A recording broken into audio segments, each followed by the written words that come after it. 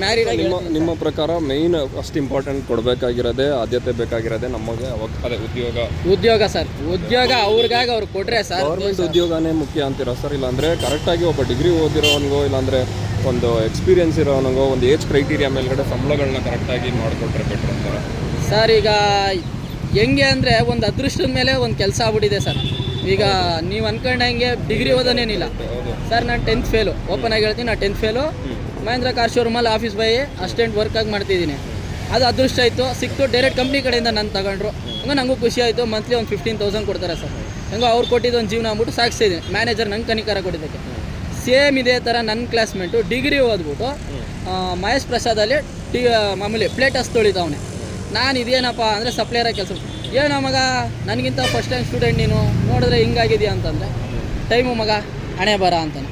ಕೆಲಸ ಎಲ್ಲೂ ಸಿಗ್ತಾಯಿಲ್ಲ, ಏನು ಮಾಡವ, ಇದಾರು ಮಾಡ್ತಾಯಿದ್ದೀನಿ ಪಾರ್ಟ್ ಟೈಮ್ ಜಾಬ್. ಈಗ ನೋಡಿ ಸರ್, ಡಿಗ್ರಿ ಓದೋನು ಕೂಡ part time job with full time job ಮಾಡೋಂಗೆ ಆಗ್ಬಿಟ್ಟಿದೆ. ಇನ್ನು ಇವಾಗ ಹೆಂಗೆ ಗೊತ್ತಾ ಸರ್, ಇನ್ನೊಂದು 5 years ಹೋಯ್ತು ಅಂದರೆ ಓದೋದ್ರ ಮೇಲೆ ಇಂಟ್ರೆಸ್ಟೇ ಹೊಂಟೋಗುತ್ತೆ. ಯಾರು ಎಜುಕೇಷನ್ ಮೇಲೆ ಮೈಂಡ್ ಅಷ್ಟು ಓಡಿಸಲ್ಲ. ಮೈಂಡ್ನ ಏನು ಮಾಡ್ಬಿಡ್ತಾರೆ, ಇವತ್ತು ದುಡ್ಕೊಂಡು ಮನೆಗೆ ಕೊಟ್ಬಿಟ್ರೆ ಸಾಕಪ್ಪ, ದುಡ್ಡಿದ್ರೆ ಸಾಕು, ಆ ಮೈಂಡಿಗೆ ಬಂದ್ಬಿಡ್ತಾರೆ.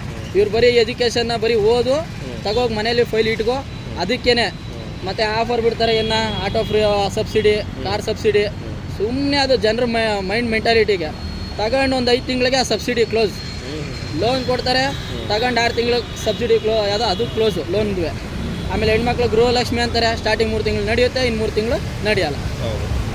ಏನಾದ್ರು ಒಂದು ಅಂದಿರೋದನ್ನ ಫೈನಲಾಗಿ ಮುಗಿಸ್ಬೇಕು ಸರ್. ನಂಗೆ ಯಾವಾಗ ಮಾಡ್ತಾರೋ ಗೊತ್ತಿಲ್ಲ.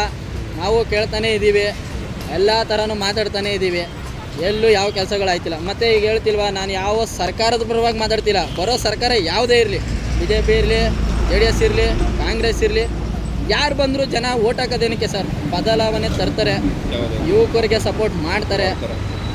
ಬಡ ಭಾರತ ಬಂದು ಬಡ ಪ್ರಪಂಚದಲ್ಲೇ ಮುಳುಗೋಬಾರ್ದು, ಅಪ್ಡೇಟ್ ಆಗಬೇಕು, ಮುಂದಿನ ಜೀವನಗಳು ಚೆನ್ನಾಗಿರಬೇಕು ಅಂತ ಮಾಡಬೇಕು ಹೊರತು ಇನ್ನೂ ಏನೂ ಇಲ್ಲ ಸರ್. ನಾವು ಹೇಳ್ತಿಲ್ವ, ಯಾರು ಈಗ ಸಿದ್ದರಾಮಯ್ಯ ಅವರೇ, ಅವ್ರ ಬಗ್ಗೆ ನಮ್ಗೆ ತುಂಬ ಹೆಮ್ಮೆ ಇದೆ. ಅವರು ಮಾಡ್ತಾರೆ ಸರ್, ಇಲ್ಲ ಅಂತ ಹೇಳ್ತಿಲ್ಲ. ಆದರೆ ಏನು ಅಂದರೆ ಕೆಲಸ ಕಾರ್ಯಗಳು ನಡೆಸ್ತಾಯಿಲ್ಲ ಯಾವುದುವೆ. ಅವ್ರು ಹೇಳಿರ್ತಾರೆ, ಒಂದು ಸತಿ ಬ್ಯಾಂಗ್ಳೂರಲ್ಲಿ ಇರ್ತಾರೆ, ಒಂದು ಸತಿ ಮೈಸೂರಲ್ಲಿ ಇರ್ತಾರೆ ಅಲ್ವಾ. ನಾವೇನು ಗೊತ್ತಾ ಸರ್ ಹೇಳೋದು, ಒಂದು ಪಬ್ಲಿಕ್ ಸರ್ವೆಂಟು ಆ್ಯಂಡ್ ಭಾರತದಲ್ಲಿ ಹುಟ್ಟಿರೋದಕ್ಕೆ ನಾನೊಂದು ಏನು ಹೇಳೋದು ಅಂದರೆ, ಅವ್ರಿಗೆ ಆದ ಅವರು ಸ್ವೇಚ್ಛನ ಕೊಡಬೇಕು ಸರ್. ಫಸ್ಟಾಗಿ ಯುವಕರಿಗೆ ಆದಷ್ಟು ನೀವು ಏನು ಮಾಡದೆ ಹೋದ್ರು ಒಂದು ಕೆಲಸನ ಅವ್ರಿಗೆ ಅಂತ ಒಂದು ಪರ್ಮನೆಂಟ್ ಕೆಲಸಗಳು ಬಿಡ್ಬಿಡಿ.